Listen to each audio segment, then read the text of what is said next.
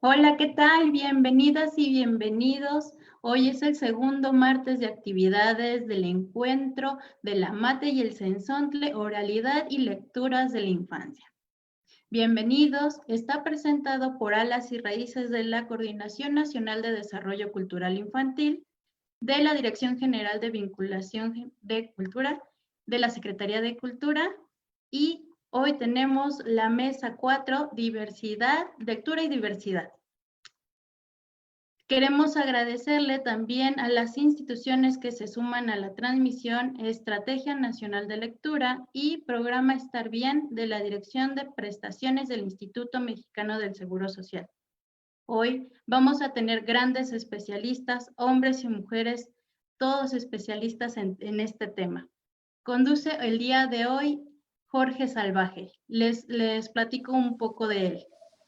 Él es narrador oral y gestor intercultural. Actualmente se desempeña como narrador del Fondo de Cultura Económica, la Coordinación Nacional de Literatura INVAL y capacitador en narración oral para promotores de la Secretaría de Cultura y CONAF. Es coordinador del espacio de narración oral infantil Heraclio Cepeda de las ANIUES y del foro Los Relatos del Caracol, proyecto colaborativo junto a Arenal, Arte y Crianza AC. Imparte el taller de cuentería enfocado a la mediación lectora, El escándalo de los libros silenciosos, dentro de la oferta cultural de la UNAM, dentro del Centro Cultural Casa de las Bombas. Fundador y director del grupo Narradores Salvajes.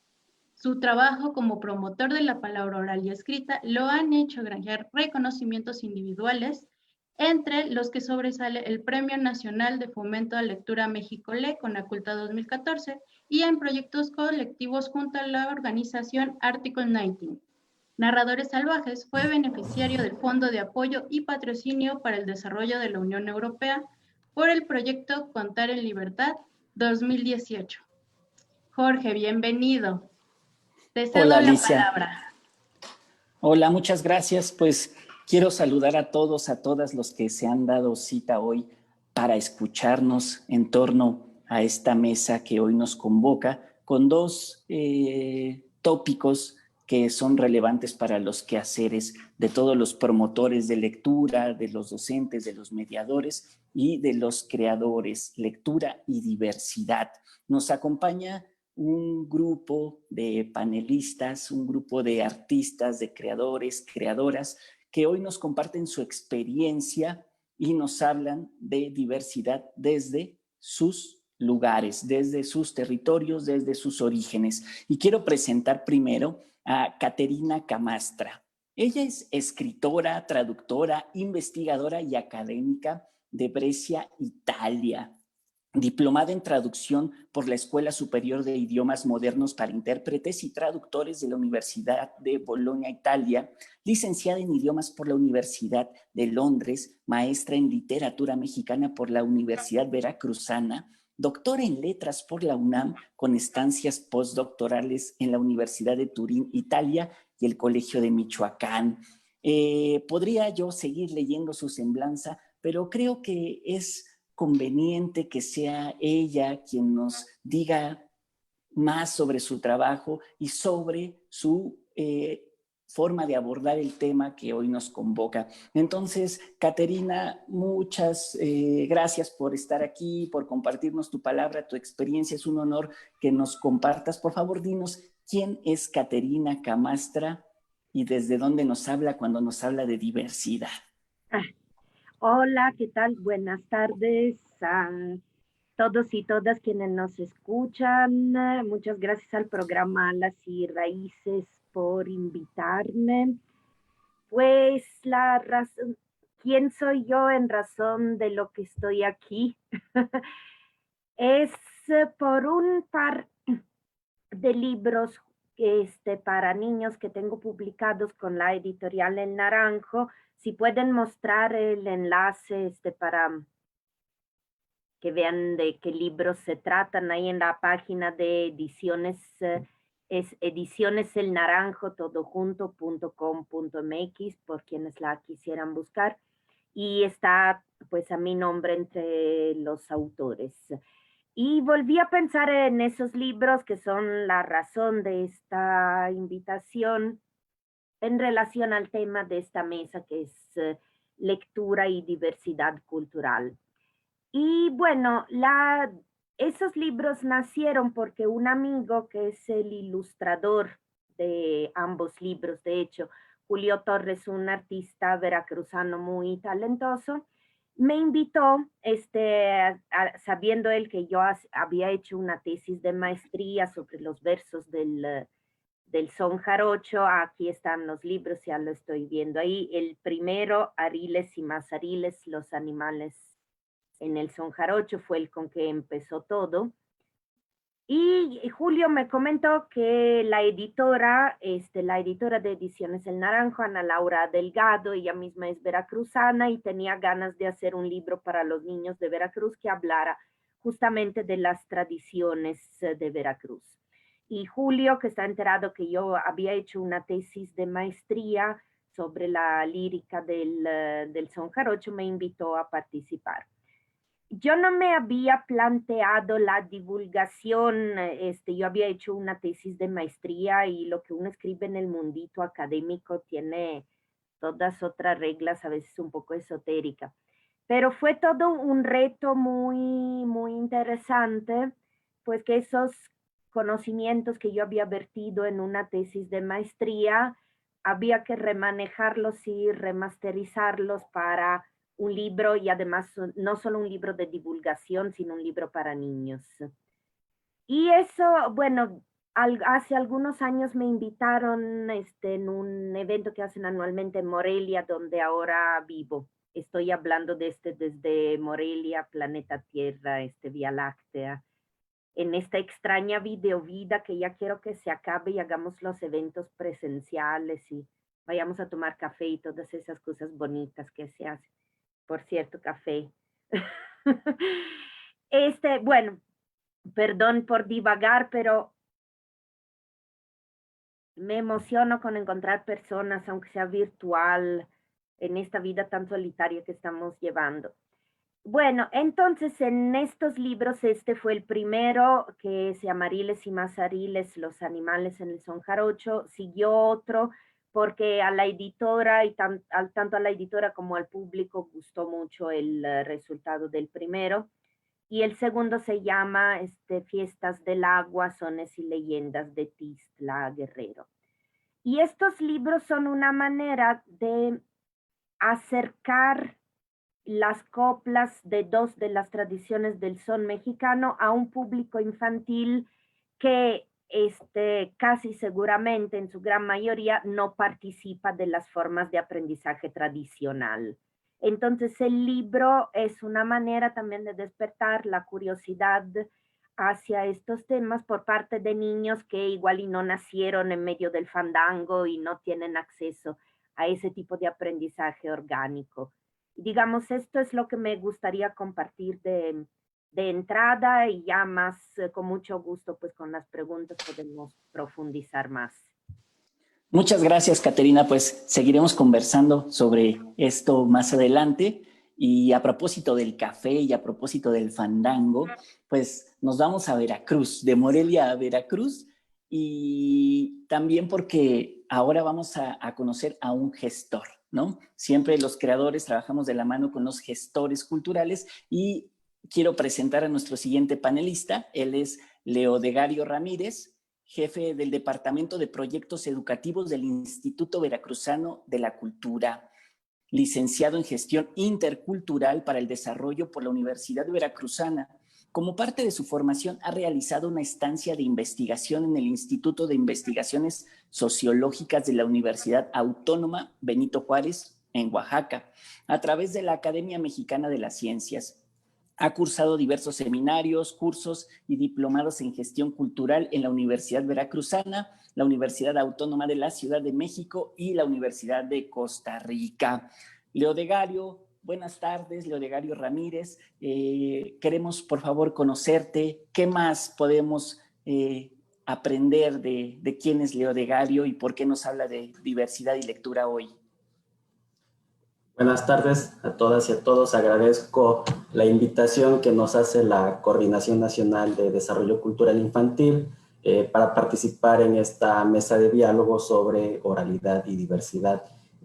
Por supuesto, pues, estoy en el puerto de Veracruz, en el Instituto Veracruzano de la Cultura, y tenemos ahorita la responsabilidad de llevar los proyectos educativos desde la Subdirección de Educación e Investigación Artística.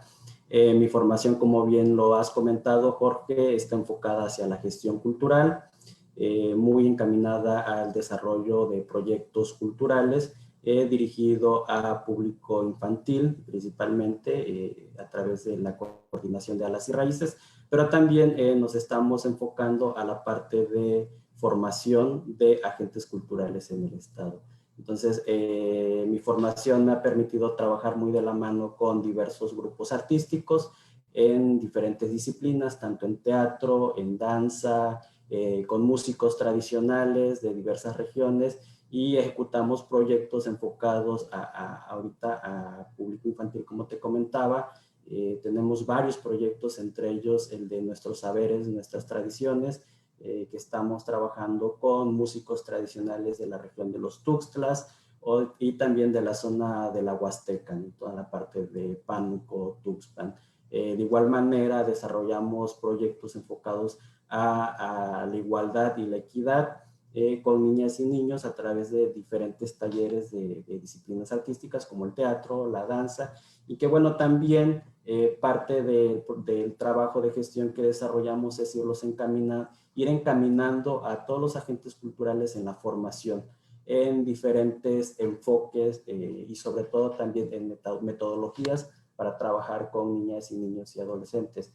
Y es de ahí de donde surge también, como parte de este proyecto del Instituto Veracruzano de la Cultura, el Encuentro Estatal de Promotores de Cultura, entonces, donde tenemos toda una red de cerca de 45 promotores que están trabajando en diferentes contextos comunitarios, dando talleres para niñas, niños y adolescentes en escuelas, en albergues, en centros culturales independientes o en espacios al aire libre. Entonces, bueno, también, como todos sabemos, las circunstancias nos han obligado a cambiar nuestras dinámicas de trabajo con ellos, y que bueno, actualmente pues estamos migrando a la virtualidad, a lo digital, y pues nos estamos adaptando a este nuevo sistema de trabajo, y que pues como bien lo dijo Caterina, en algún momento queremos regresar a tomarnos el café o tener nuestras actividades presenciales o visitar a cada uno de los talleristas en sus municipios, pues para compartir, ¿no? Y conocer pues todo el trabajo que están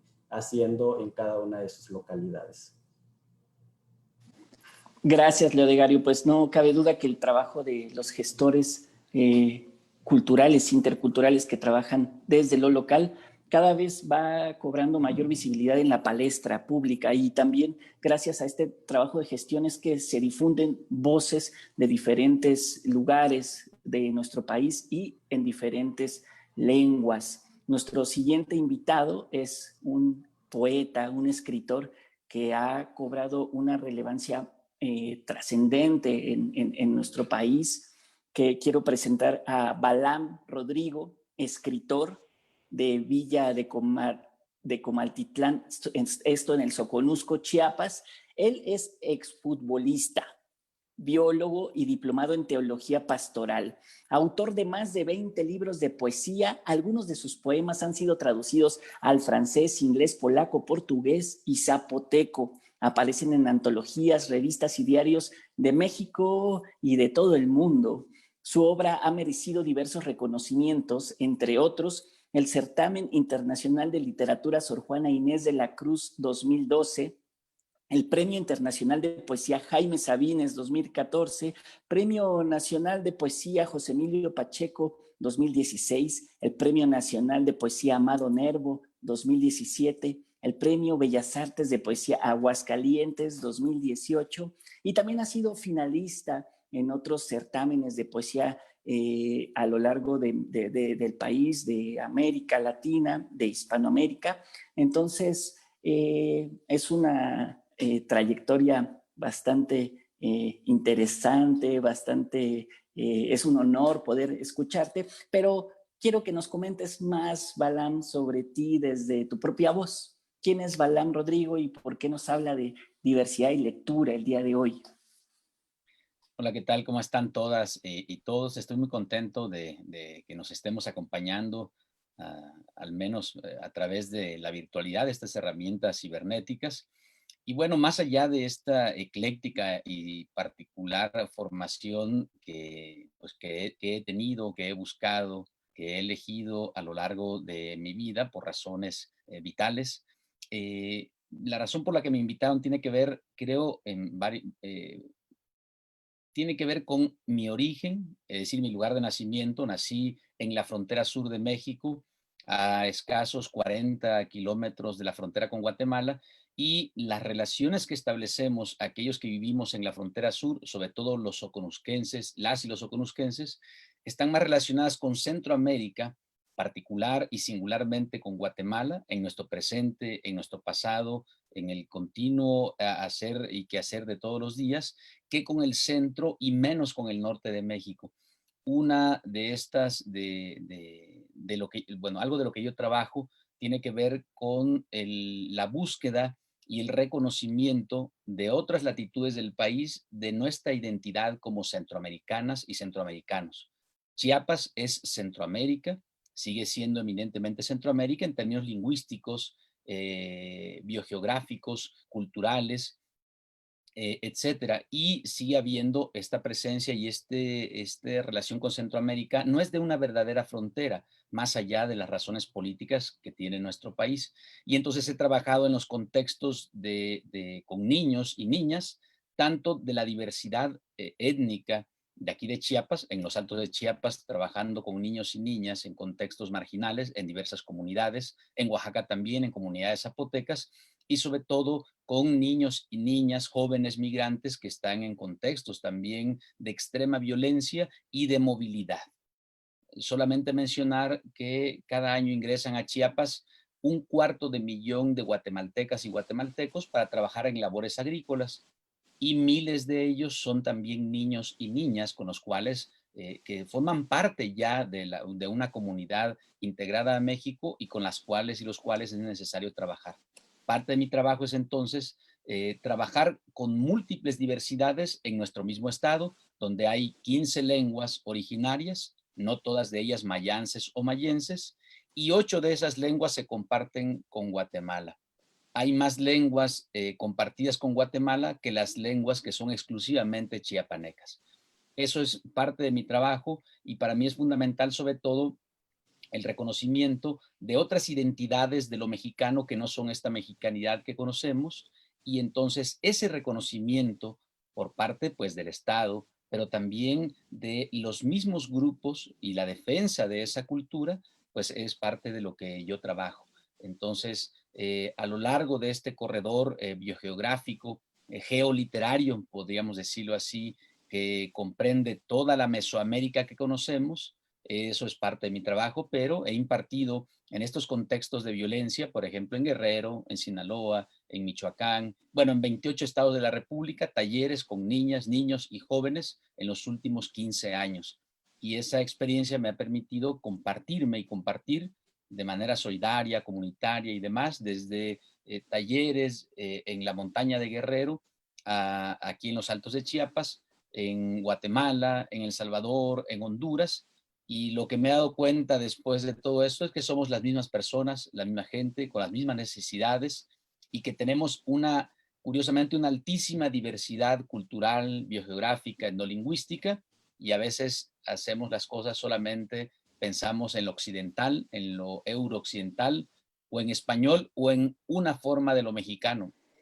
Entonces, lo centroamericano, lo afromestizo y lo afromexicano y lo caribeño recientemente me interesan como parte de las discusiones de la integración de esas identidades plenas en la mexicanidad tan diversa. Eso es lo que yo trabajo y los contextos que a mí me interesa tocar, debatir y aportar. Muchas gracias, Balam. Pues para quienes nos están observando allá en casa, ya se van esbozando algunas coordenadas de esta charla hablaste de múltiples diversidades y bueno, parece que se va a poner muy interesante esta plática. Vamos a terminar de presentar al panel. Tenemos invitado también a Luis Esteban Galicia. Él es narrador oral y actor. Actor por el Centro Universitario Teatral de la UNAM. Es también cabaretero, pero sobre todo él hace especial énfasis en ser escritor de cuentos para niños. Tiene un libro publicado, Walewska, que estaremos retomando y charlando más adelante. Y también yo me atrevería a agregar, esto no viene aquí en su semblanza, pero yo lo conozco como un activista de la comunidad LGBTTIQ y más. Y bueno, pareciera que a veces hablar de diversidad nos lleva a lugares, como bien lo señalaba ahorita Balam, cotidianos en el discurso nacional, en el discurso de las políticas públicas. Entonces, a mí me gustaría preguntarle a Luis Esteban quién es él y por qué está invitado a esta mesa de lectura y diversidad. Hola, ¿qué tal? Muy buenas tardes a todos, compañeros. Muchas gracias por la invitación a esta mesa. Pues agradezco mucho tu gentil presentación y bueno, pues efectivamente yo formo parte de la comunidad LGBT y muchas veces cuando se habla de diversidad se piensa, creo que en dos conceptos inmediatamente referenciales, como es la diversidad cultural, y entonces se nos viene a la mente el folclore, o hablamos de la diversidad del comportamiento humano y se nos viene a la mente pues la parte de la disidencia sexual, ¿no? Entonces, sí, formo parte de la comunidad LGBT, independientemente de eso, también tengo una carrera que tiene que ver con la difusión y promoción de los derechos de los niños a través de la narración oral y el cuentacuentos. También tengo un trabajo que tiene que ver con buscar materiales de amplio espectro que nos permite hacer reflexiones en torno a valores. También los llevo mucho a la narración. Y bueno, he hecho una mezcla particular entre el trabajo que se hace de manera escénica del cabaret con la narración a través de temas que son fundamentales y que quien escucha, quien los ve, quien disfruta de estos espectáculos, se llevará al fin y al cabo una reflexión que puede ser una reflexión social o puede ser una reflexión pues en el índole particular. Y el último programa por el cual me gané una beca del FONCA se llamaba Háblame de mi familia, que tiene que ver justo con eso, el reconocimiento de la diversidad de las estructuras familiares. Entonces, bueno, creo que esa debe ser la razón por la cual me invitan a formar parte de este maravilloso cuadro de panelistas. Y bueno, pues creo que también el libro de Walewska ha sido pues importante para mi trayectoria, para mi proyección, porque habla justo de todo lo que he acumulado a nivel de aprendizaje, que es la forma en que socialmente yo me he visto involucrado en unas cuestiones de discriminación, de falta de empatía del entorno hacia mi persona por los diversos factores que se quieran comprender. Y bueno, pues esto lo he llevado de una manera orgánica a este texto. Ya platicaremos en particular las características del mismo, pero espero que hayan sido estos motivos para complementar esa mesa en esta invitación. Muchas gracias. Gracias, Luis Esteban. Pues vamos ahora a presentar a nuestra quinta panelista, Ana Sarina Palafox. Ella es música y trovadora de la Ciudad de México, alumna de talleres de folclore latinoamericano en los años 70, músico escénico desde los 80, viajadora y registradora que empezó por Tlacotalpan desde 1985, donde ya improvisaba en coplas y sextillas.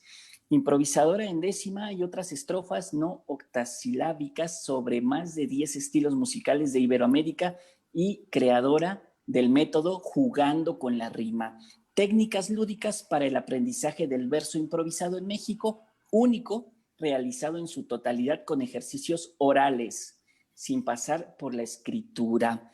Ana Sarina, muchas gracias por acompañarnos, por estar en esta mesa. Me gustaría conocerte un poco más, que podamos conocerte a través de tu propia voz. Buenas tardes. Muchas gracias por la presentación, Jorge. Muchas gracias a Alas y Raíces por la inclusión en esta mesa. Y sí, bueno,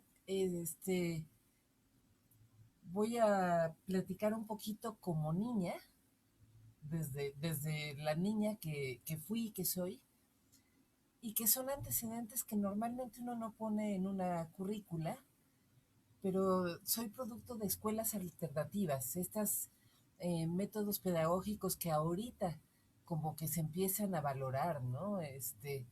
Pero que llevan más de 50 años, y en el caso de María Montessori, pues más.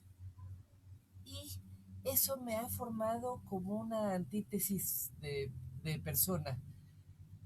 Soy músico desde niña, ya lo comentaste, y en algún momento en la escuela llegó un maestro, Alberto Lozano, compositor de canciones para niños, y que nos aclaró: mi clase no es de música, mi clase es de comunicación de valores humanos a través de la canción. Eso me marcó. Eso me marcó tanto como los discos que estaban en la casa, LPs, en los 70s, que yo podía escuchar, elegir qué escuchar, y me fui para el verso, quién sabe por qué, ¿no? Mi quehacer como intérprete ha sido en el son de México, sobre todo por una cuestión de conciencia, pero disfruto muchísimo también interpretar música de toda Latinoamérica, ¿no? Y en algún momento descubrí en los discos de antropología de la Fonoteca del INA ahora, que los sones tenían diferentes versiones con versos diferentes, que no eran como las canciones con letra fija, ¿no? Entonces, de ahí es de donde empiezo a venir. Y una cosa que no he comentado todavía porque estoy por titularme, yo estuve en algún momento en la Superior de Música en arpa clásica, en la Libre de Música en instrumentista, hasta ingeniera industrial, vaya, me metí a estudiar etnomusicología un rato, y hasta ahorita encontré una carrera que engloba lo que soy y los quehaceres, y es gestión cultural, ¿no? Estoy por titularme en la Universidad de Guadalajara, y he tenido un par de becas del FONCA. Ahorita estoy disfrutando una, y es bellísimo poder pasar la pandemia con un FONCA, aunque sea chiquito, ¿no?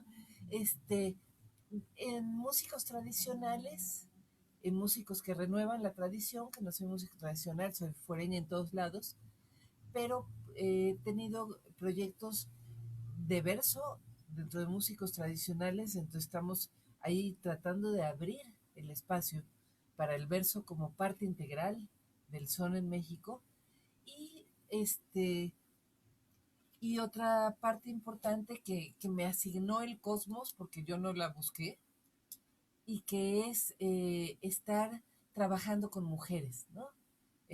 Tanto de la música del verso y como con el verso, somos minoría las mujeres, y entonces desde la gente que asumía que si yo soy mujer tengo que dar talleres para mujeres, y yo daba mis talleres para todo el mundo, y me decían: ¿y cuándo das uno mixto? Pues es que nunca he dado otro, ¿no? Entonces, bueno, ya flojita y cooperando. Entonces el FONCA de ahorita es justamente, y mi trabajo de titulación como gestora, es justamente el trabajo con mujeres y el cómo impulsar o cómo ayudar a desarrollarse a las compañeras mujeres, a mis pares, para poder ir abriendo cancha con nuestras temáticas y con nuestras formas de abordarlas, que como no son la hegemonía cisgénero blanca, clase media alta, bla, bla, bla, esas a veces nos sentimos inhibidas, y a veces solitas nos vamos metiendo el pie y callando. Entonces la idea es cómo potenciar a través de la versada el discurso de la mujer en el mundo. Eso es. Sarina, muchas gracias. Pues es muy valioso conocer a las personas a partir de su propia palabra. Cometemos mucho a veces, desde la gestión incluso, el error de intentar hablar por los otros. Qué bueno escucharte, y además nos dejas en un terreno ideal para la primer pregunta de esta mesa, para la primera ronda. Les comento al público y a todos quienes nos escuchan y a los panelistas que para esta ronda tenemos 3 minutos sugeridos, no restrictivos, pero entonces vamos a intentar ser concretos en nuestra participación. Ya nos comentabas tú ahorita sobre la importancia que tiene el generar proyectos culturales que permitan la participación activa de las mujeres. Nos hablaba también Luis Esteban sobre la diversidad con una especie de antítesis que siempre la acompaña, que tiene que ver con la discriminación. Pareciera ser que en nuestro país la diversidad siempre se dialoga dialogando también sobre la discriminación. Siempre va como una cuestión ahí que no se puede dicotomizar. ¿Por qué sucede esto? México es un país que al menos en el discurso internacional ha suscrito más de 80 tratados sobre diversidad, donde figuran algunos muy relevantes, como el Tratado 169 de la OIT para los derechos de los pueblos indígenas, donde se han suscrito tratados de salvaguarda y defensa de los derechos de las mujeres, de no discriminación, y sobre todo en la cuestión infantil ha suscrito más de 5 declaratorias en donde también se pugna por la salvaguarda de los derechos culturales, de los derechos educativos, de los derechos económicos de los niños, de los derechos humanos. Paradójicamente, pareciera que en México todavía estamos en un momento donde cuando se habla de diversidad se llega a lugares que no son cómodos o que no son fáciles de tratar. Cuando se habla de pueblos, por ejemplo, se llega al tema de la defensa del territorio, se llega al tema de las migraciones, y entonces la diversidad se sale de este discurso, decía Luis Esteban, y creo que decía bien, folclórico, y empieza a ser difícil de gestionar. Tenemos ahorita también una eclosión de voces de mujeres que pugnan respeto y que pugnan reconocimiento a sus voces, y sobre todo que están pugnando por su seguridad, no solamente económica, no solamente cultural, sino física. Entonces, ¿por qué es necesario seguir hablando de diversidad?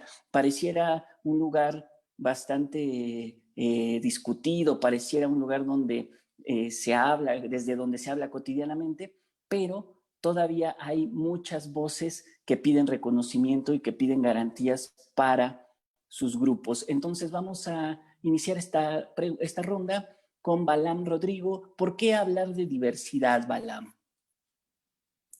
Mira, porque es necesario que no se vea al país, un país en el que se hablan solamente por hablar de lenguas, 68 lenguas, pero junto con las variantes lingüísticas que son propiamente los dialectos, alcanzamos casi 300 maneras de hablar, de soñar, de pensar, de comunicarnos entre desde las distintas latitudes de México, que van de la frontera sur, la llamada frontera sur, hasta el extremo norte. Un ejemplo de ello es que 16 lenguas se hablan en la frontera sur y son más de 30 variantes lingüísticas compartidas con Belice y con Guatemala en aproximadamente 1000 kilómetros. Son 10 veces más que toda la diversidad lingüística que se comparte con Estados Unidos en la frontera norte, pero difícilmente se incluyen, se integran, se habla de esa relación profunda, ancestral, de las cosmovisiones compartidas entre beliceños y mexicanos, y entre guatemaltecos y todos los demás centroamericanos con los mexicanos, y es sumamente estrecha este vínculo que no ha cesado solamente con la imposición de la frontera a finales del siglo XIX y principios del XX. Por otra parte, provengo de un estado multicultural, multilingüe, en el que aunque no existen esas políticas, en la dinámica cotidiana la hay. Hay una altísima diversidad y hay también, ¿por qué no decirlo? Lo has mencionado, lo han dicho acá, una gran discriminación, hay xenofobia. Sumado a eso, la movilidad humana creciente en los últimos años, pero que parece ser que la migración apenas surgió con las caravanas. La migración como tal de Centroamérica tiene más de 80 años, que se da en grandes cantidades.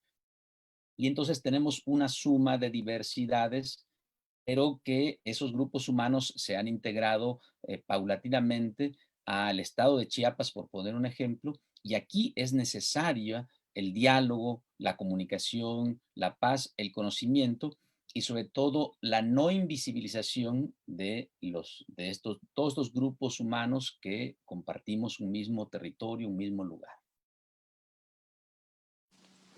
Gracias, Balam. Caterina, seguimos sobre la misma pregunta. ¿Por qué hablar de diversidad?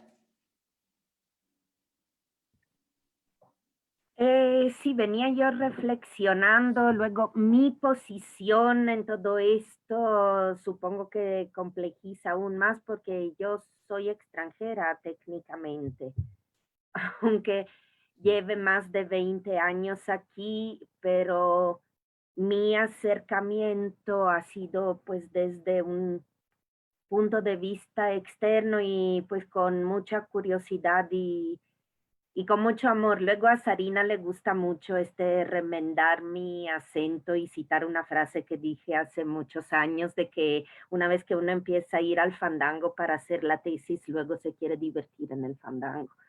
Y no se puede estudiar así nada más en su sentido más frío.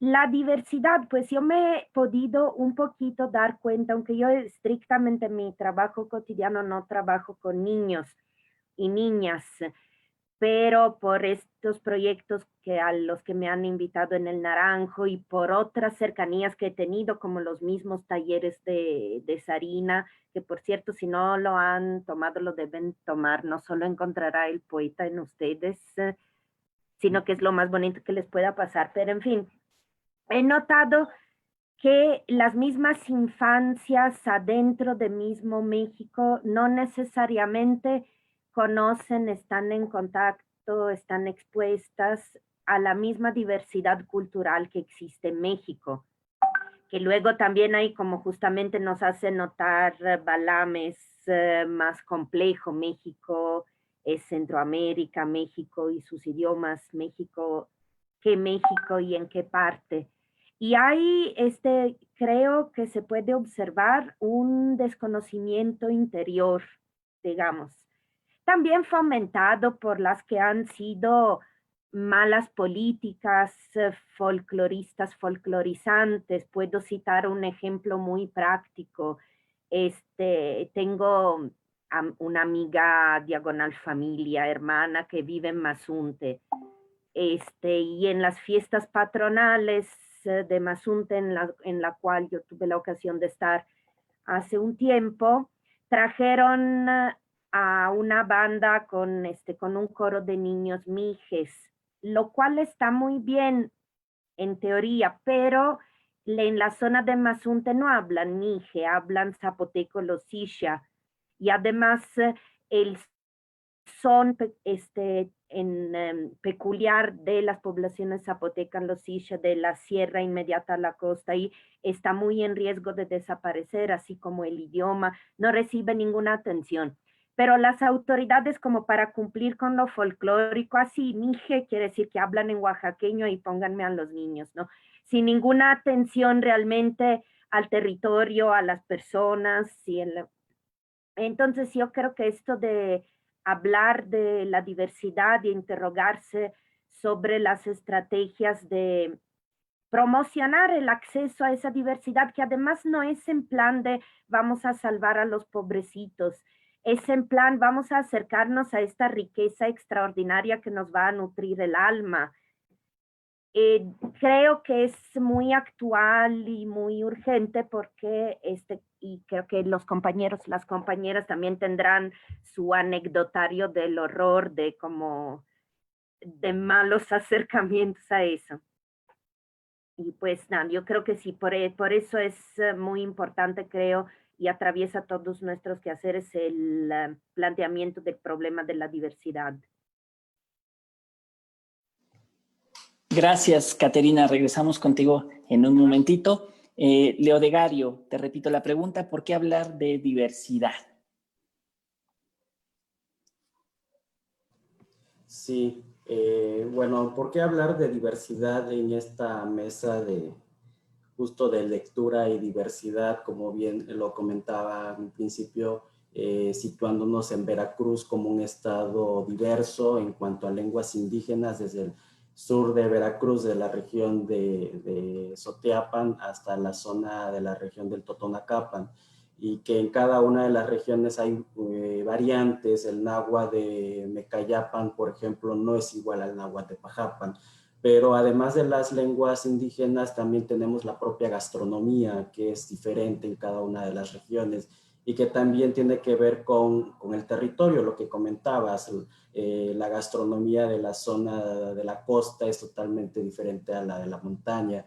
Entonces, en este sentido, en México como país multicultural, diverso, es complejo, y aterrizarlo en políticas culturales o en proyectos que acompañen el desarrollo cultural de las niñas, niños y adolescentes lo hace aún más complejo, todavía con temas que tenemos que abordar, que son contemporáneos, que tienen que ver con un enfoque de igualdad, con un enfoque de equidad. Entonces, ¿cómo entretejes todos esos enfoques? Como bien lo dice Caterina, no es como para querer hacer las cosas en un sentido folclorista, sino que que sean proyectos de fondo, de forma y de fondo. Entonces, en ese contexto, hablar de diversidad pues implica situarnos en un territorio, en un espacio, y que ese territorio y ese espacio lo vive una sociedad, lo viven los seres humanos, niñas, niños y adolescentes, que de alguna manera tienen su propia cosmovisión, su propia forma de ver las cosas. Entonces, en ese sentido, la gestión cultural, como bien lo decíamos también hace rato, ha tocado ya, se está teniendo mucho auge, porque justamente la formación de la gestión cultural en el país te ha permitido ver más allá de lo que tal vez puedas ver con un solo foco, ¿no? Entonces, ¿cómo puedes ver desde las distintas disciplinas artísticas o desde los distintos lenguajes un proyecto para aterrizarlo y que vaya enfocado a la formación o a la divulgación o a la conservación de ese patrimonio cultural, sobre todo el patrimonio cultural inmaterial, ¿no? Y que tal vez institucionalmente se pueda contextualizar y se pueda decir con bombón y platillos, pero ¿cómo lo entienden las comunidades indígenas? ¿Cómo lo asumen? ¿Cómo asumen que su lengua es muy importante y que tiene que permanecer en otras generaciones? Pero también cómo se la transmiten a los niños, ¿no? A sus propios familiares. Entonces, en ese sentido, hablar de diversidad cultural nos sitúa en un contexto complejo, dinámico, y que la cultura tiene algo muy importante, que es el poder de la transformación. Nos situamos en situaciones muy complejas, como bien decía, la migración, la violencia y otros factores tan graves actualmente, y que la cultura está ahí, ¿no? Está en todos nosotros, y cómo en este contexto que estamos viviendo actualmente de pandemia, cómo nos enfrentamos nosotros para vivir, ¿no?, la cultura, y cómo también nuestras formas de convivencia están cambiando y están adoptando otras dinámicas. Entonces, sí es demasiado complejo, pero también creo que es una sociedad, actualmente hay una sociedad muy abierta en ese sentido, y que se está adaptando en la medida de lo posible a estas condiciones, aún y con todas sus ventajas y desventajas que también tienen, ¿no? Porque si profundizamos en el tema de que ahora los talleres son virtuales, entonces, ¿quiénes tienen acceso a esas actividades culturales, ¿no? También es un tema que puede generar polémica, o que también puede generar cierto tipo de discriminación, porque quienes sí pueden acceder a un taller virtual, por ejemplo, y quienes no pueden acceder, que también tiene que ver con un territorio, ¿no? Entonces sí es demasiado complejo, pero en términos de diversidad cultural estamos en ese enfoque. Gracias, Leodegario. Sarina, ahorita retomando lo que comentan los compañeros y tu experiencia desde las pedagogías alternativas, tu experiencia también de la docencia, del arte que desempeñas, ¿cuál crees tú que es la importancia de hablar de diversidad para atender a estos contextos particulares con sus características específicas? ¿Por qué seguir hablando de diversidad? Bueno, yo considero una serie de puntos y desde ahí es que se diseña el Jugando con la Rima justamente. México es muchos países juntos. Este sueño de la unidad nacional vasconcelista ya está más que rebasado, afortunadamente, y mi santo patrono es Bonfil Batalla, ¿no? Aquí también yo me referiría a Teixeira Coelho, que hace una crítica muy interesante en cuanto a cómo vemos desde cierta soberbia hegemónica al objeto de estudio, y lo pongo entre comillas y porque es de las frases más despectivas, considero, que hay para hablar del otro. Y es interesantísimo cómo vamos y revisamos una otredad y la analizamos, pero voy a poner el ejemplo. Mientras estamos juntando para la fiesta de 15 años de nuestra hija y no nos damos cuenta que eso es un ritual y que eso es un ritual que se enlaza en una cultura determinada, sí, no nos damos cuenta de nuestra situación como objetos culturales también, ¿no?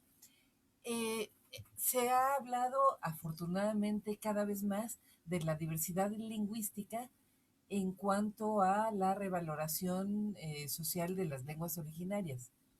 Yo también pugno por la revaloración social de las variantes dialectales del español, ¿no? Hablo, por ejemplo, que en la Sierra Gorda, que es una catedral del verso improvisado en Iberoamérica, no nada más en México, dicen poetas, como si fuera con U, y es una palabra bisílaba, y los poetas de escritorio se dicen trisílabos, ¿no? Eso es una variante y es una diversidad respetable. Las formas en las que podemos usar vocales fuertes y débiles diferentes a las que se enseñan en literatura, y además la diversidad ideológica y social. Ahorita ya no voy a hablar de género, pero hay una diversidad ideológica y social desde la que uno o una, o une o unix, podemos hacer los versos, pero sobre todo habitar este planeta, ¿no?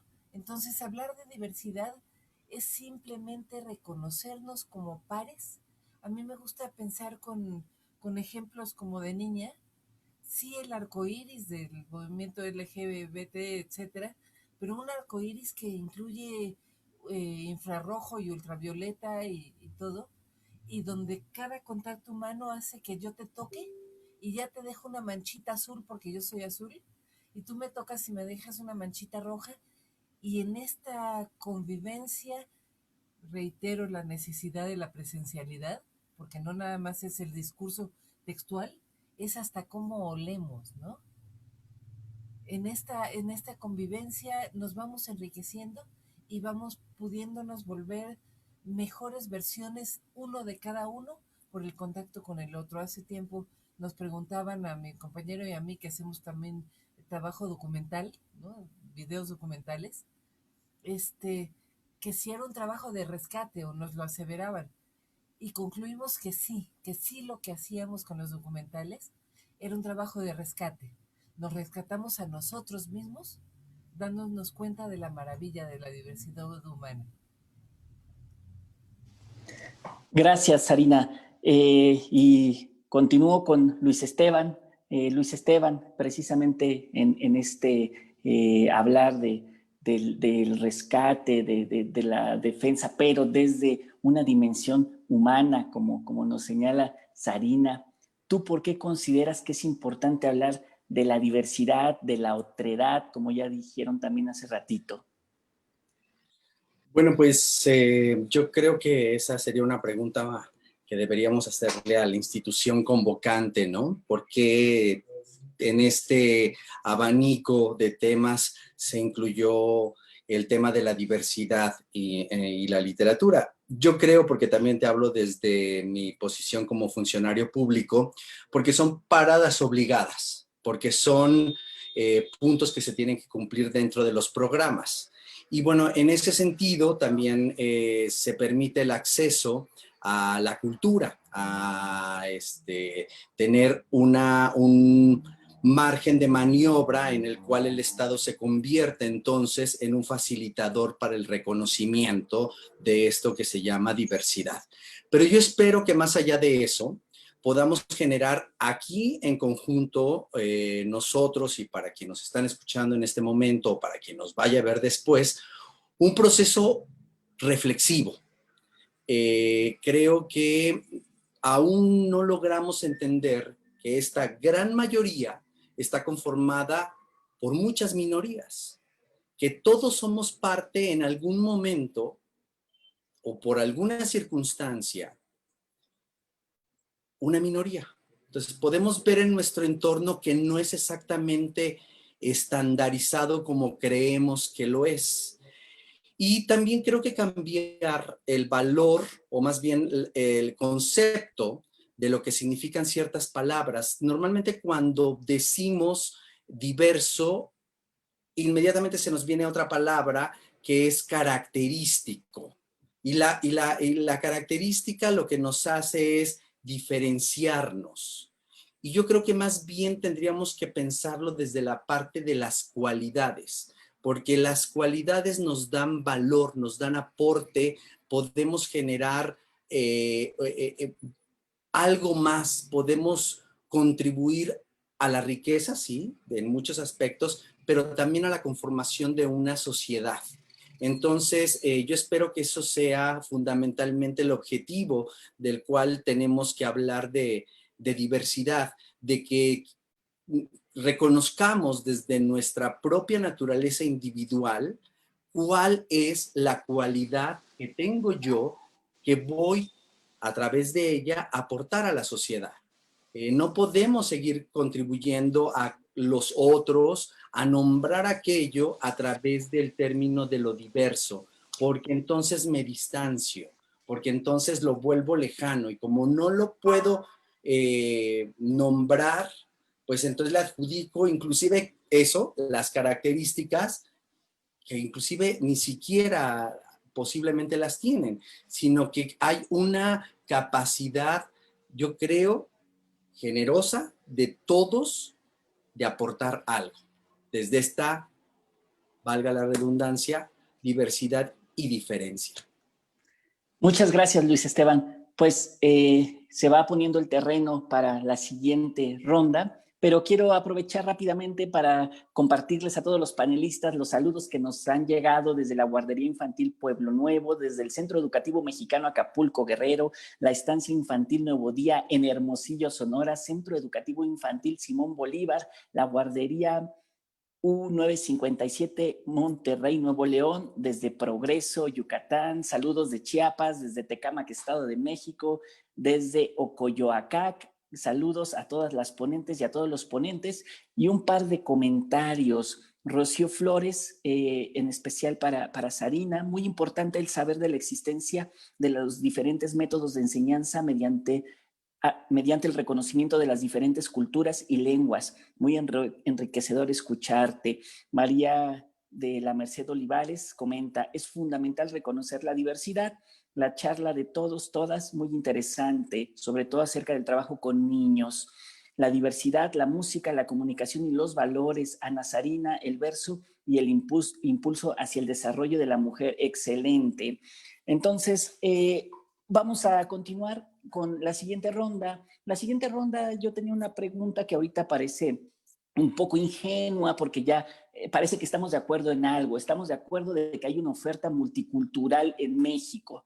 La siguiente pregunta iba por ahí. Hay una oferta multicultural en México y parece que estamos de acuerdo en tanto que un país diverso y todo lo que se produce desde estos actores sociales es un producto cultural, la hay. Lo que yo pregunto entonces ahora es, ¿cómo podemos propiciar que siga existiendo y que se le dé visibilidad a esta expresión que surge desde la diversidad?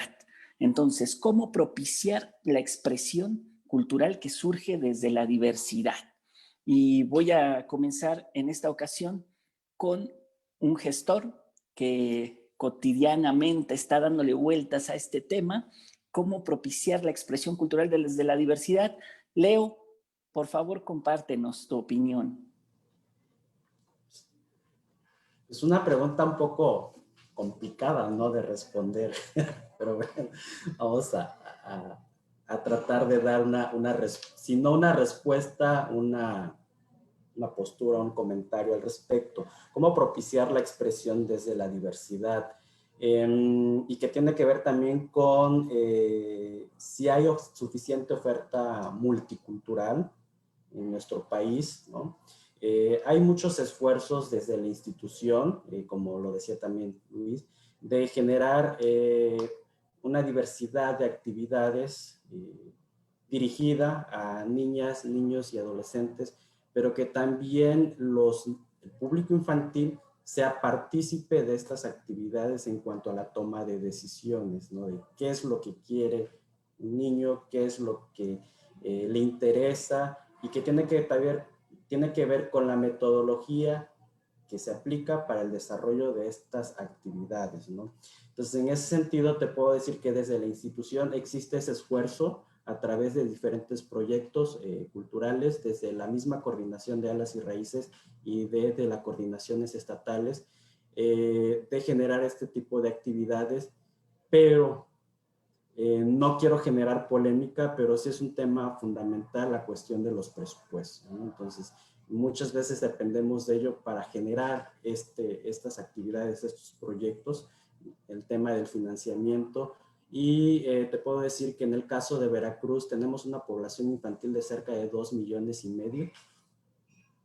Es algo bastante complejo, y cómo desde el IBEC se pueden generar este tipo de actividades con 212 municipios, con múltiples espacios culturales, independientes, públicos y privados. O sea, la complejidad es fuerte. Entonces, en ese sentido, ¿cómo generamos la expresión desde la diversidad? Pues con el apoyo de los mismos agentes culturales de las propias localidades. Comentamos en un principio sobre el tema de diversidad y este choque que de alguna manera puede existir entre quienes propician, quienes gestionan la cultura en las propias localidades. Entonces, un poco les comento la estrategia que hemos estado utilizando desde Veracruz, es tener esta red de promotores de cultura infantil, pero que son agentes culturales desde las propias localidades. Hace rato comentaban un ejemplo de Oaxaca, ¿no? Que son niños de la orquesta. Entonces, la intención de nosotros desde Alas y Raíces es que esta oferta cultural se propicie en las propias localidades, pero que los mismos agentes de las mismas localidades sean los que compartan su conocimiento, sean los que compartan su saber a los niños y niñas de ese municipio. Entonces, en ese sentido, nos ha funcionado mucho esa estrategia, sobre todo en el tema de fomentar la música tradicional, animación de las lenguas indígenas, que sean la misma gente hablante de la lengua del náhuatl, del zapoteco, del popoluca, del totonaca, que compartan su conocimiento con los niños. Entonces, esta estrategia nos ha funcionado tanto para quienes propician el uso de las lenguas indígenas, pero también quienes tienen conocimiento sobre el son jarocho, sobre el son huasteco, sobre las lenguas indígenas, y que también ha sido una estrategia que hemos ocupado para llevar a cabo talleres de teatro, de danza, sobre todo de danzas tradicionales, ¿no? Entonces, un ejemplo muy claro lo tenemos en la zona del Totonacapan con un caporal que le está enseñando a los propios adolescentes de su localidad la danza del negrito. Entonces, y que ellos, muy motivados, se preparan para llevarla a la fiesta tradicional del pueblo. Entonces, esa convivencia, esa generación de actividades y toda esa convivencia permite que, pues, de alguna manera los niños así aprendan la danza, pero también desde ahí empiecen a retomar el uso del totonaco y que puedan dialogar en su propia lengua materna, ¿no? Entonces, muchas gracias, se me Leo. acabó el tiempo. No te preocupes, todavía podemos continuar más adelante. Es muy interesante esto que mencionas en relación a la participación de los actores locales dentro de estas estrategias para propiciar la expresión desde la diversidad. Entonces yo quiero traer un poco a la mesa a la opinión de Sarina en relación a esto. Sarina, ¿tú crees que toda esta oferta multicultural que hay en México encuentra las vías adecuadas para su expresión? Y si las encuentra o no, ¿cómo podemos generar que las haya? ¿Cómo propiciar la expresión desde la diversidad, Sarina? Ok, voy a dividir esta breve participación en dos. Primero, la crítica. Desde la pedagogía, las críticas a la enseñanza mías es que en general en la enseñanza de toda, pues en la primaria oficial, se trabaja básicamente con la escritura. Entonces, desde niño te están diciendo que para ser tienes que aprender lo que los demás hicieron, y eso está en los libros, ¿no? Desde el principio se dicta un gran número de reglas, ¿no? Pretendiendo, en mi caso con los versos, pretendiendo que las estrofas sean perfectas desde el inicio, ¿no? Pero esto inhibe la creatividad y lo hago extensivo a las escuelas. Primero te dicen cómo tienes que hacer las cosas y no te dan la oportunidad de ver cómo las haces tú. Y que en general el tiempo de práctica comparado con el tiempo de teoría es muy pequeño, ¿no? Entonces te llenan de instrucciones, pero no pasas al hacerlo. Entonces yo creo desde mi trinchera del verso que tenemos que tener en cuenta, uno, mira, si hablo de diversidad sexual, voto por la cuestión queer, ¿no? Donde yo no importa con qué equipamiento nací, yo soy lo que quiera ser y punto, y ya nos quitamos de clasificaciones. Y desde la cuestión de la expresión también, yo soy quien quiera ser y yo quiero expresar lo que quiera expresar. Entonces, en el momento en que aprendamos a deconstruir quiénes somos en el contexto, bueno, para empezar, que nos demos cuenta que somos alguien porque estamos en un contexto determinado, pero que hay muchos contextos y ahí voy a inventar una palabra, muchas formas de alienitud, ¿no? En ese momento es cuando vamos a llegar al ideal que bien expresa Leo, ¿no?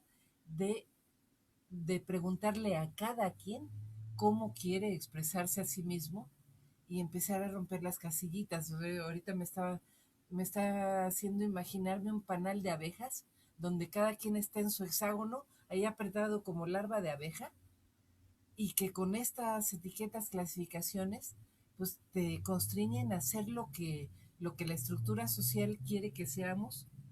Bueno, lo que hay que deconstruir es esa estructura social, y creo que la parte fundamental es la escucha. Si yo doy un taller en el que soy facilitador del proceso de expresión tuyo y yo te escucho. Creo que por ahí va. 3 minutos. Muchas gracias, Sarina. Disculpa los 3 minutos, pero seguiremos conversando en un momentito. Hablaste un poco de la deconstrucción y de salirnos de estas formas de transmisión del conocimiento hegemónicas. Yo quiero preguntarle a Balam por lo que nos comentaba sobre su trabajo en distintos contextos, sobre todo en contextos de gente que está en migración. Balam, ¿tú cuál es tu experiencia en relación a cómo propiciar la expresión desde la diversidad con todos estos procesos de deconstrucción y esta posición quizás hasta decolonial que necesitamos para reinventarnos las formas en las que transmitimos nuestros quehaceres. Sí, creo que también en el reconocimiento de la diversidad está también en esa movilidad que puede tener la diversidad, dada la migración, el desplazamiento forzado, que lo tenemos aquí en Chiapas. Hay 15,000 personas en los Altos de Chiapas que en los últimos meses han sido desplazadas por conflictos armados en sus comunidades a unos cuantos minutos o menos de una hora de aquí este lugar en el que vivo, en San Cristóbal de las Casas, y son esos desplazados que algunos calculan en más o menos 30,000, muchas más personas desplazadas del interior del estado que aquellos que han atravesado en caravanas en los últimos meses y caravanas que han sido mediatizadas. Pero lo que tenemos que reconocer en ese sentido es que somos un país tan grande y con tantas necesidades que somos un país también de migrantes, más allá de que este sea un cliché.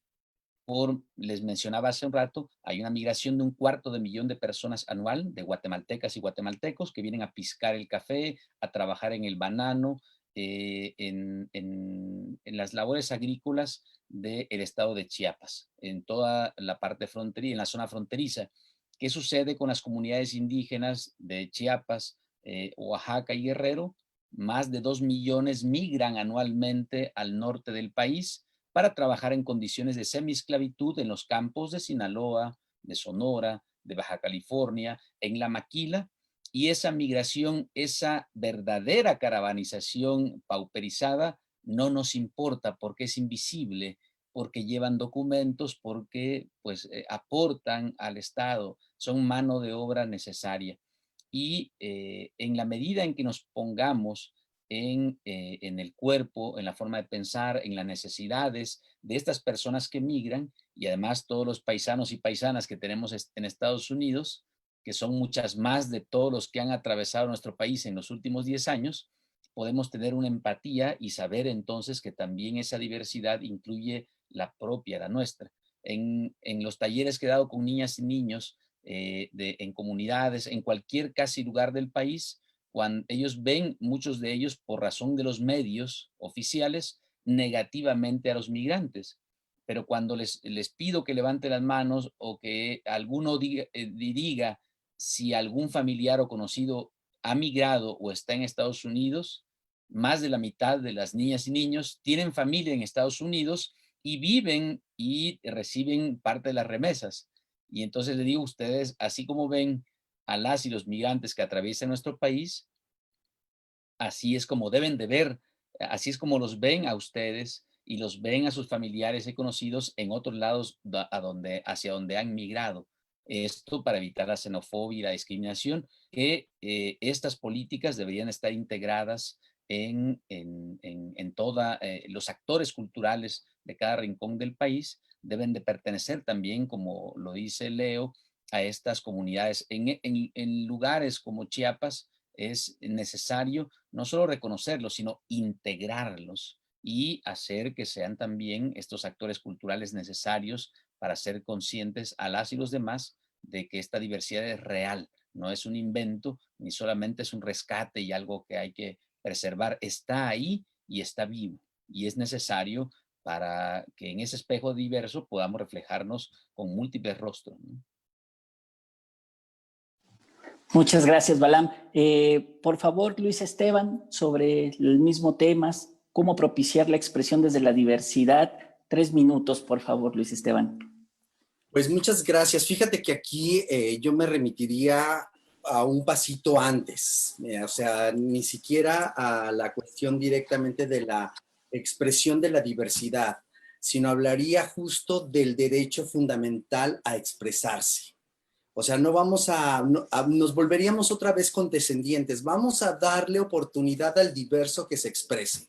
No, no, no, no, no. O sea, esto es un derecho humano que está consagrado en las cartas de los derechos humanos, en las constituciones, en los pactos, en los tratados que nos dan presencia internacional y que nos avalan como una democracia. Entonces, no vamos a apelar al asunto de darle voz y voto a partir de eso. Yo creo que tenemos para generar la expresión de lo que llamaríamos diversidad, primero expresarnos todos, y entonces ahí empezaremos a encontrar la cualidad de lo diverso. Y creo que también, fíjate que ahorita que estaba viendo aquí la cantidad de comentarios y cómo se van haciendo presentes algunos compañeros que están dentro del espectro educativo, ¿no? Pues sería también invitarlos a fomentar la expresión a través justo de una recomendación, de quitar los imperativos que utilizamos todos los días, los imperativos a los cuales siempre nos dirigimos a los niños, ¿no? Con los cuales nos dirigimos como cállate, ¿no? O sea, ese tipo de circunstancias van limitando el derecho humano, van fragmentando la dignidad humana. Entonces, debemos considerar la expresión primero como un derecho universal. A partir de ahí, se irá integrando entonces lo que consideraríamos después las cualidades de lo diverso. Yo creo que la reflexión tendría que ir en torno al día a día, al comportamiento que tenemos todos, y como lo decía el compañero Jerónimo, ¿no? O el compañero Balam, siempre distinguimos lo diverso como lo otro, lo que está allá afuera, no lo que forma parte de mi persona. Entonces, bueno, pues esa sería como mi recomendación, que forme parte de un día a día, que lo diverso no sea el día de la diversidad, que no sea el homenaje a lo diverso, darle voz a lo diverso. No, lo diverso debe ser consecuencia de la expresión que todos debemos ejercer porque está garantizada. Gracias, Luis Esteban. Por favor, Caterina, cerremos esta ronda. ¿Cómo propiciar la expresión desde la diversidad? 3 minutos, por favor. Luis acaba de decir algo muy importante y pues creo que muchos pueden haber sentido como un pequeño touché interior, que la diversidad siempre es lo que está afuera, ¿no? No es que yo sea diversa o diverso, son los y las demás que son diferentes de mí.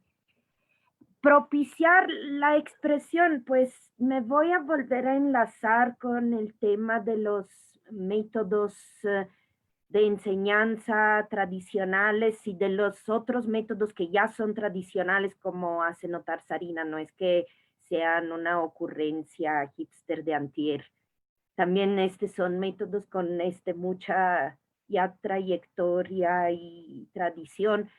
Esforzarnos los que trabajamos en la educación a cualquier edad, porque me llegan a mí chicos y chicas en la universidad aterrorizados como si estuvieran en primero de primaria. Y a cualquier edad, pues esforzarnos de propiciar eso. Es muy fácil caer en el prejuicio que uno sabe más o una sabe más. Y entre más pasa el tiempo, creo que se vuelve más fácil. Digo siempre, o sea, arroje la primera piedra de los y las presentes. ¿Quién no ha dicho ni una sola vez? Es que en mis tiempos, todos hemos cometido ese pecado alguna vez.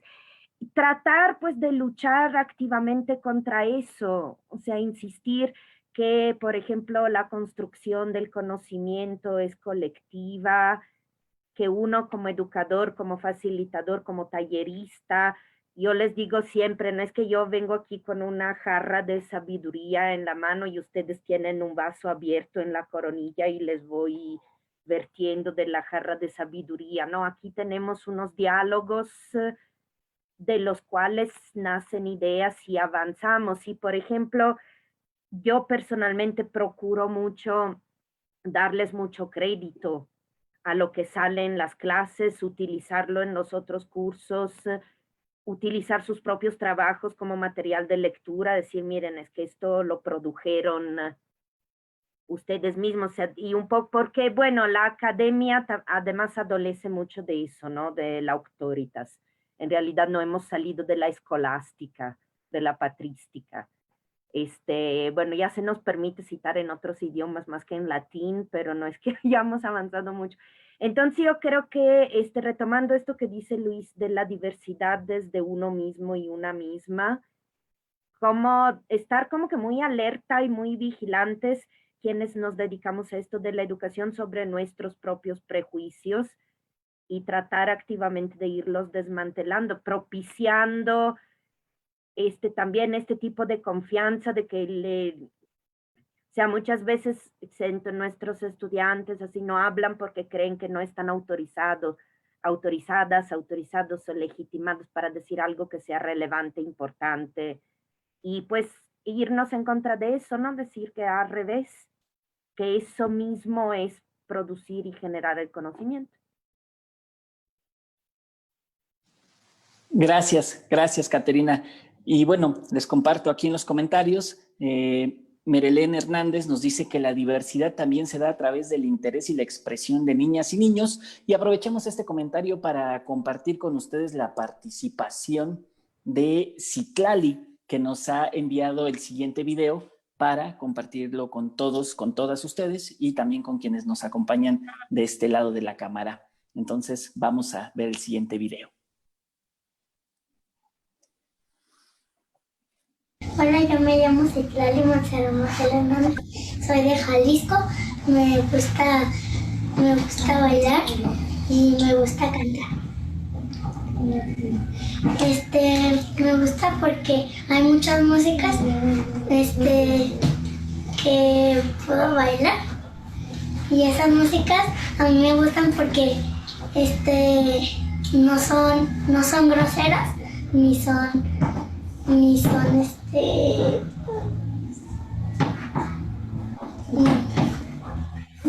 son bonitas y me gusta Jalisco porque hay muchos bailes clásicos y muchos bailes de otras formas y los puedo bailar.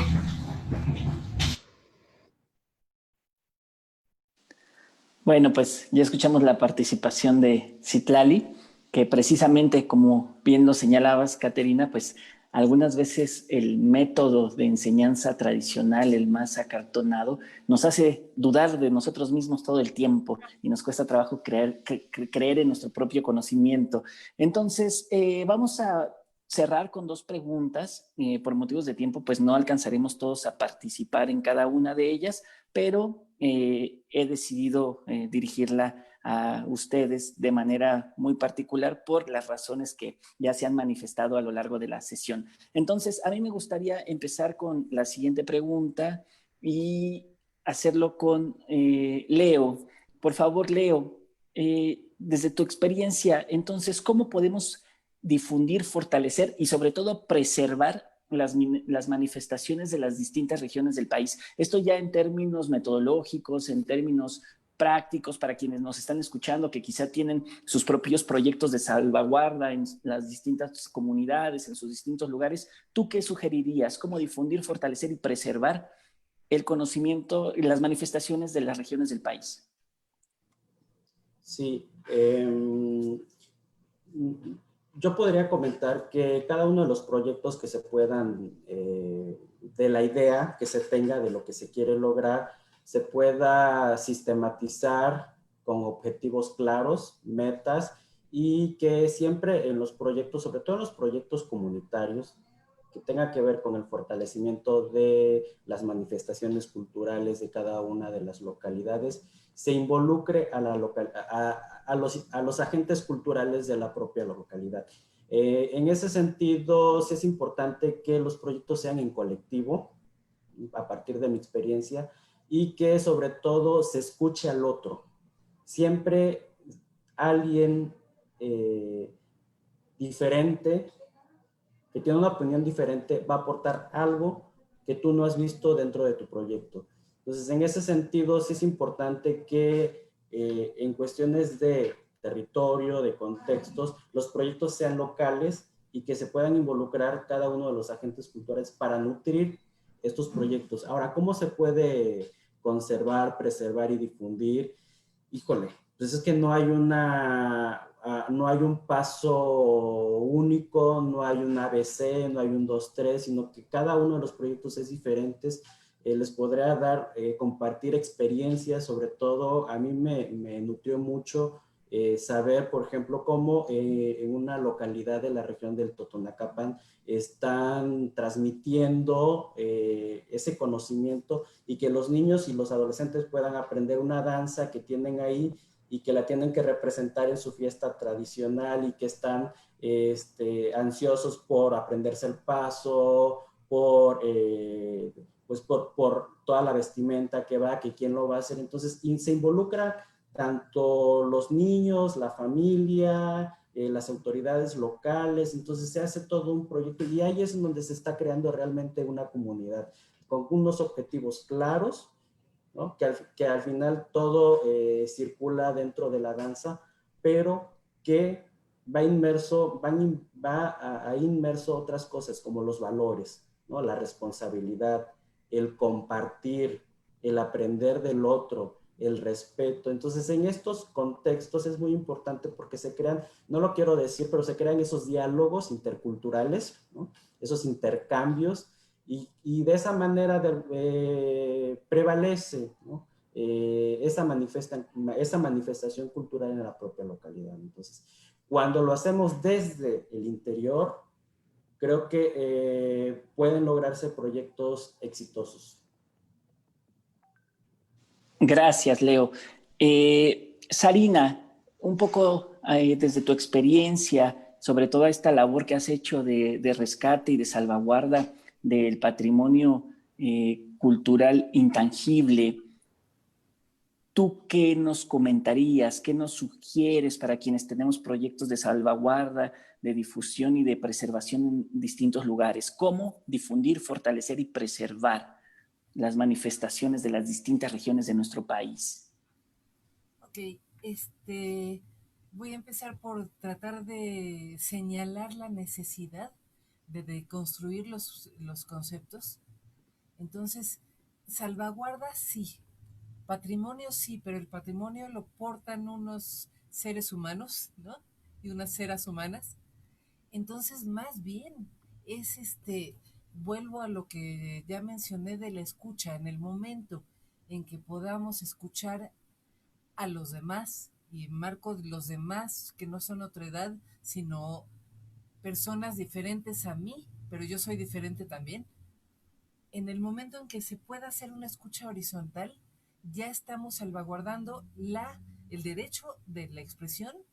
Y podría señalar aquí que ahora lo que antes decían folclore y ahora es como despectivo y decir esto es folclórico y esto es arte, o estos son bellas artes y esto es folclore, son expresiones humanas, sí diversas, pero digamos que humanas horizontales. En el momento en que entendamos que no hay diferencia entre el arte, entre que le dejemos de decir salvaguarda a las costumbres de los seres humanos menores que no son capaces de estar en el Palacio de Bellas Artes. En el momento en que deconstruyamos esas diferencias, no importa que cambiemos de palabras y le digamos salvaguarda en vez de rescate y patrimonio en vez de folclore, en el momento en que digamos son expresiones humanas y todas valen lo mismo, nos vamos a quitar de hegemonías y vamos a entender que somos, yo insisto, nos falta acordarnos que somos niños, nos falta ser niños y nos falta saber que todo es un juego. No importa si jugábamos a Doña Blanca, los niños del siglo pasado, y ahora juguemos a la mesa redonda de alas y raíces en un entorno virtual. Es un juego igual y estamos compartiendo y estamos interrelacionándonos. Yo creo que a partir de esa conciencia de que todo es un juego y de que todos somos niños, podemos defender la expresión de cada quien y entrarle a la diversidad, a la horizontalidad, pues. No, creo que me enredé, pero ese es un punto. Y para México siempre se ha destacado por su creatividad y siempre se ha destacado por su diversión, por su fiesta, por su tradición oral. En el momento en que nos identifiquemos como eso y creamos en nosotros mismos, podemos ir adelante en esta horizontalidad lúdica, dijera Johan Huizinga, ser homo ludens y feme ludens, y defendernos como participantes de una sola cultura global horizontal. Gracias, Sarina. Y sobre todo, gracias por recordarnos y por esta invitación a vernos como niños. Y precisamente aprovecho este comentario junto a todo lo que nos compartes para pasar a la última pregunta de esta ronda. ¿Qué obras podrían considerarse para integrar un acervo bibliográfico diverso y enriquecedor para la infancia? ¿Qué características deberían de tener? Y para esto quiero empezar trayendo a la mesa a Luis Esteban, quien es autor de Walewska, y que ha explorado la creación del libro álbum como una pieza compleja. Luis Esteban, ¿podrías comentarnos un poco sobre cómo es el proceso de hacer un libro infantil y después ahondar brevemente en qué características tienen que considerarse para integrar un acervo bibliográfico diverso y enriquecedor para las infancias? Bueno, pues agradezco este momento porque, bueno, aquí está Walewska, que es un libro que es de mi autoría y que, bueno, es el resultado, creo, de mi experiencia vital en lo particular, en mi existencia de vida, pero también es la acumulación de todas mis experiencias en las cuestiones artísticas, en el saber, en la investigación, en la cuestión del cabaret, que es eso, una denuncia social a través de la sátira. Entonces, este texto para mí nació desde la necesidad de la expresión personal. O sea, no tiene un asunto ni meramente académico que sea resultado de eso, sino por el contrario, es resultado de una necesidad propia. Creo que todos, si analizamos por lo menos generacionalmente lo que nos tocó como infancia, y en lo particular a eso me quiero referir, pues vivimos en un estado de violencia permanente, ¿no? Era común que al niño se le pegara, era común que al niño se le limitara, era común que se aceptaran las diferencias incluso marcadas por los adultos hacia los niños. Hoy en día ya tenemos una ley que debería amparar, ¿no?, los derechos fundamentales de los niños en la cotidianidad. Esperemos que llegue a eso, pero también parte de la premisa y del deseo de volver universal el tema de eso que nos hace supuestamente diferentes, porque todos nos hemos sentido diferentes en algún momento. En algún momento de nuestra vida, por alguna circunstancia, hemos sentido que estamos solos frente al universo. Y de eso se trata justo Walewska. Walewska es una niña que tiene una cualidad especial que la vuelve prácticamente única, pero tiene una aportación hacia el entorno social. Entonces, bueno, pues ahí para nuestros compañeros y compañeras de los espacios infantiles, pues les sugiero que lo tengan a la mano, ya en una cuestión más particular podrían escribirme y con muchísimo gusto vemos cómo les hacemos llegar los materiales. Pero bueno, desde esa óptica es que construyo este libro. No tenía yo la intención, no me considero inclusive en ese sentido un escritor de cuentos para niños. Agradezco mucho el título nobiliario, pero no. Yo caí en esto básicamente por la necesidad personal.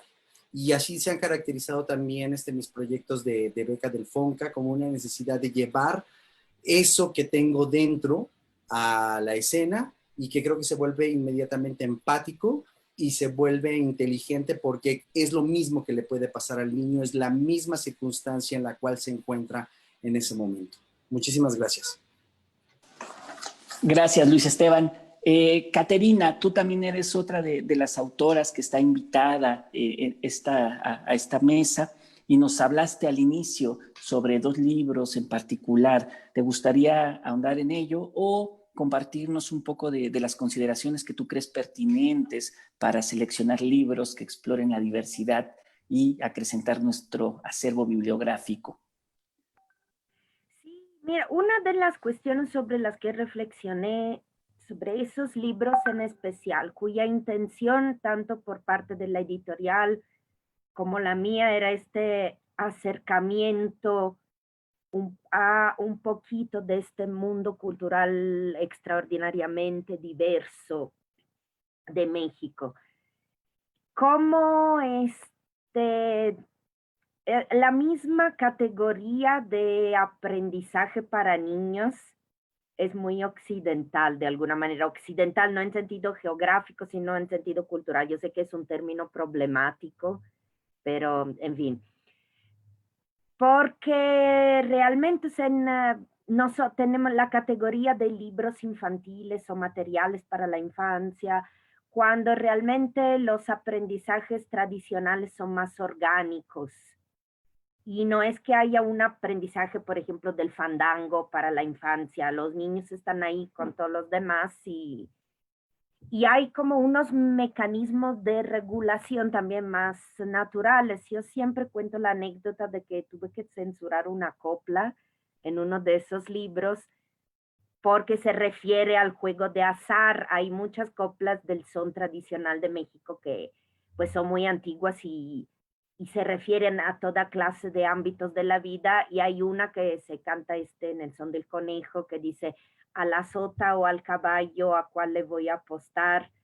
Al caballo por ligero, a la sota por formal. Y resultó que esa había que quitarla, porque si no, iba a protestar la SEP de que eso no era para niños, porque hablaba de juego de azar. Yo dije, mira, la SEP en el siglo XXI funciona como el Santo Oficio en el XVIII. Y es inapropiado hablar de sota y caballo a los niños del siglo XXI como lo era para los conventos hace unos cuantos siglos. Y bueno, me pareció ese muy gracioso y también uno de estos choques entre formas de aprendizaje y de transmisión de la cultura sobre la cual necesitamos seguirnos interrogando. Algo que quisiera también destacar es que una manera que pensamos entre el equipo editorial y yo de acercar estos libros a su fuente original, digamos, fue que incluyeran discos. Ambos tienen un disco, porque finalmente estas son coplas cantadas.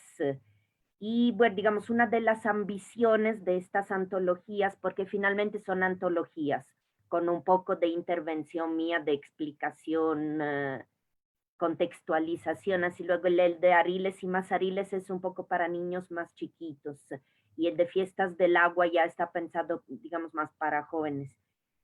Y los discos están también como invitación de que esas antologías finalmente son como cancioneros, son repertorios, para que igual y alguien le da la espinita y dice, mamá, inscríbeme a un taller de son tistleco porque quiero aprender a cantar. Gracias, Caterina. Y ahorita que comentas, también me escribía Sarina a través del chat. Algo muy importante que has tocado y que creo que se nos ha escapado un poco en esta mesa, que es señalar las otras lecturas, ¿no? No solamente las lecturas de la palabra escrita, sino también las lecturas de la palabra oral, la oralidad y todas esas lecturas ya en un sentido más amplio del mundo que están presentes en la formación de conciudadanos sensibles ante la diversidad, ¿no? Entonces, ahorita que hablabas sobre ya después de la participación de Sarina, ya no sé si hablar de salvaguarda, de la salvaguarda de los juegos tradicionales, ¿no? Que muchos de ellos tienen un carácter formativo, pero no vertical, sino completamente horizontal, que permiten al niño darse cuenta haciendo ver, dando a entender sin la rigidez de una enseñanza vertical. Entonces, gracias por traer esto a colación. Vamos a cerrar esta participación con otro de los autores invitados, Balam. Por favor, maestro, compártenos un poco de las consideraciones que crees tú que tienen que tener los libros con los cuales les hablamos de diversidad, no solo a los niños, como bien señala Caterina, sino a todos y a todas. ¿Cómo podemos nosotros ir acrecentando nuestro acervo bibliográfico con libros que nos lleven a conocer todas esas otras formas de ser, otros nosotros? Sí, mira, tenés razón en esto de la diversidad y en lo de los libros, pero también en el caso de lo que comenta Ana Sarina, lo que han comentado aquí en torno a la oralidad, es sumamente importante y sobre todo preponderante. En mi caso, y como del de muchos niños de mi pueblo y otros pueblos de Chiapas, yo nunca leí libros para niños. No hay una literatura para niños, hay una oralidad para todas y para todos, una cierta narratología oral, mitos y leyendas con los cuales yo me formé. Uno de ellos yo recuerdo muy bien porque, bueno, mi bisabuela era maya mochó, los mochó son una etnia de los cuales, bueno, ya hay muy pocas personas, muy pocos hablantes, pero a través de los mitos y leyendas de los cuentos populares y tradicionales, algunos con una carga moral, ética, una carga de otra naturaleza, fantástica, cosmogónica, pudimos aprender y compartir y conocer de manera profunda ese mundo. Uno de esos libros, bueno, yo supe que después supe que era un libro, es el Popol Vuh. El Popol Vuh es un libro, pero que yo conocí como parte de una serie de leyendas, y ese es un libro fundamental para niñas y niños. Otra vertiente de esta oralidad fue para mí las contradanzas que se ejecutan en mi pueblo, en la que combaten los moros y los cristianos. Yo conocí y memorizábamos el Cantar de Roldán y los 12 pares de Francia. En mi pueblo tiene poco más de 480 años que se ejecutan esas contradanzas y continúan, y esos octosílabos, esos versos, nosotros improvisábamos sustituyéndolos por otro tipo de palabras, de vocablos regionales, locales, y eso nos permitía una comunicación y una improvisación en torno a esa oralidad. Yo crecí con eso, y en mi opinión y punto de vista habría que no solo rescatar, sino que esta educación no sea occidental y lineal. Por ejemplo, sobre todo en la relación con los animales y la naturaleza. Ahora hay lo que podemos considerar una sola visión de los animales y de ese vínculo como mascotas, mientras que en otros pueblos, sigue siendo el caso de mi pueblo, sigue siendo los alrededores, los animales no son solo mascotas o familia, son comida, son acompañantes, son parte de los cuidadores de la casa, son espíritus y almas que forman parte de ese mundo.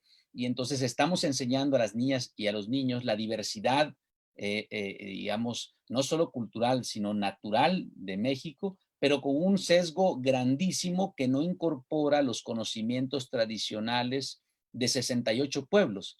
Y la visión que tiene un niño, una niña de su chucho, bueno, de su perro, pues como se dice en otras partes de México, de su gato, y no van más allá de 2 o 3 animales, mientras que en los pueblos originarios, pueblos en los que yo crecí, teníamos una serie y una cantidad de animales que eran parte de nuestra comida, de nuestro folclore, que siguen siendo, y con los cuales tenemos un vínculo profundamente humano y una cosmovisión mucho más amplia que solo aquello del orden doméstico. Creo yo que en la medida en la que integremos también las visiones, las leyendas, los mitos, las costumbres de estos otros pueblos en el repertorio de lecturas de niñas y niños, un libro ese es el Popol Vuh, yo lo pongo como ejemplo, entonces van a tener una visión distinta de lo que hay en otras latitudes del país, y eso lo pueden integrar a su propia versión y visión del mundo, que lo va a enriquecer. Sería una de las cosas que a mí me encantaría, que esas leyendas populares, que esos mitos, que esa oralidad fuera compartida, y no solo acá, sino en otros lugares.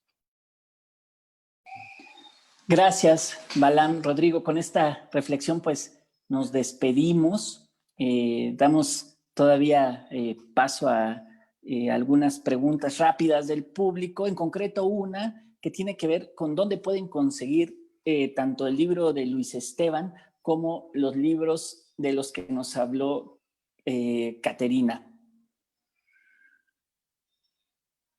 Bueno, si me permites hacer el comercial completo.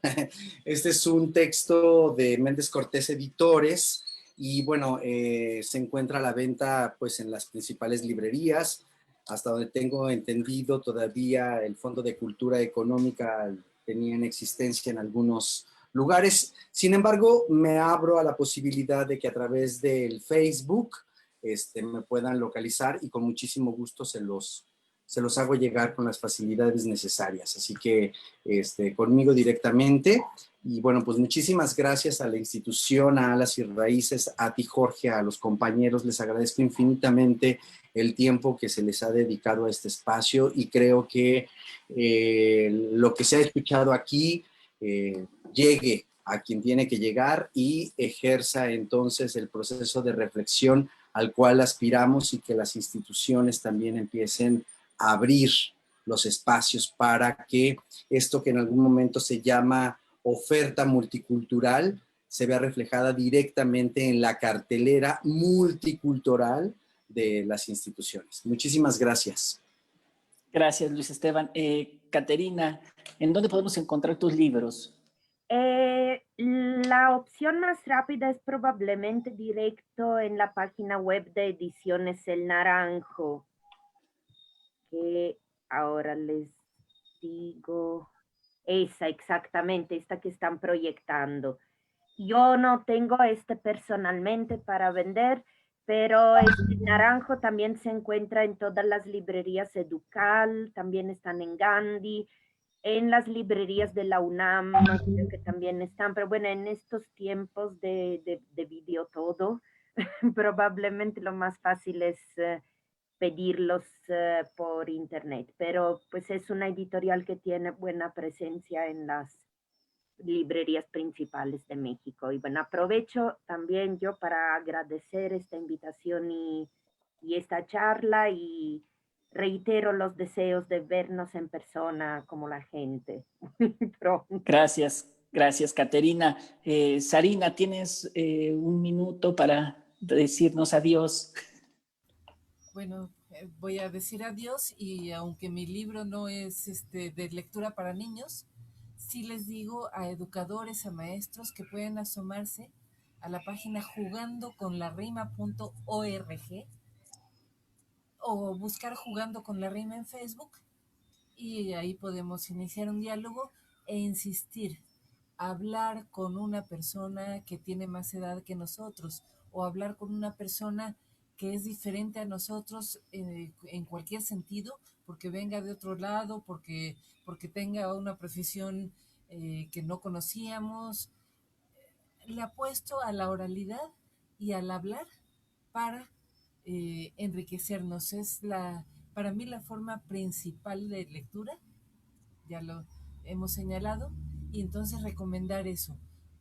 Hablen, escuchen, quitar un poco más la vista de la pantalla o del libro y escuchar a la gente.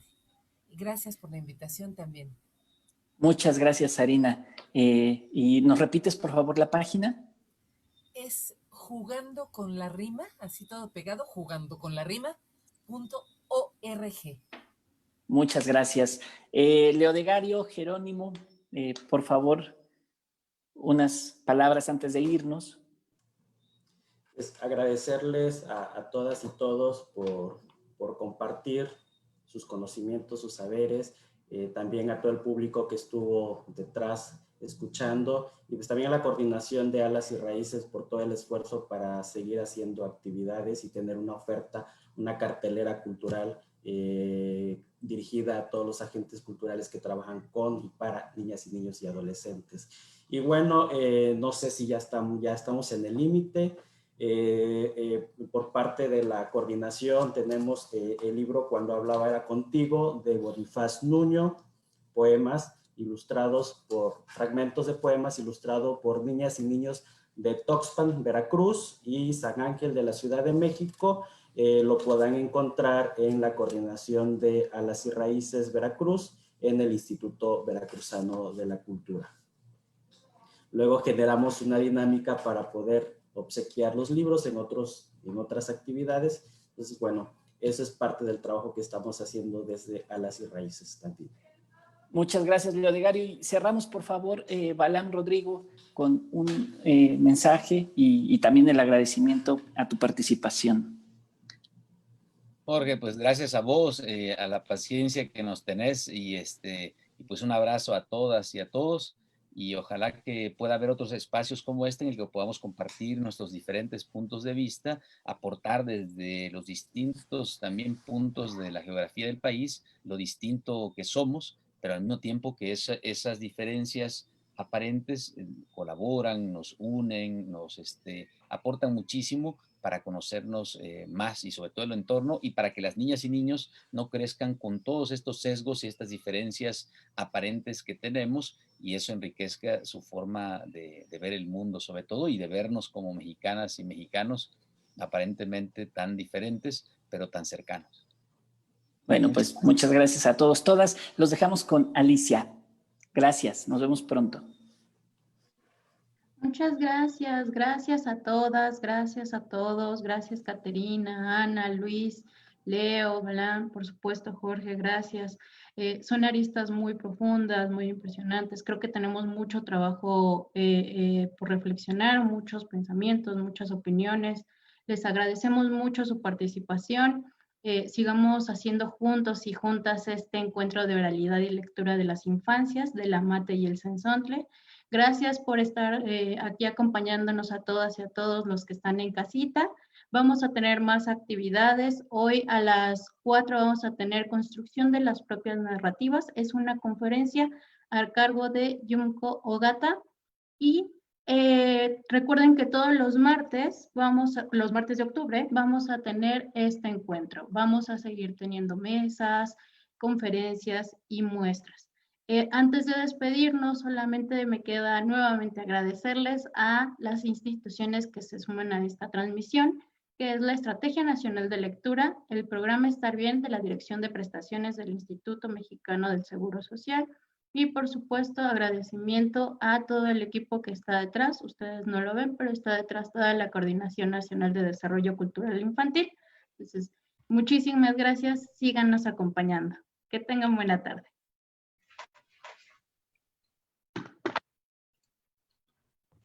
Gracias. Adiós.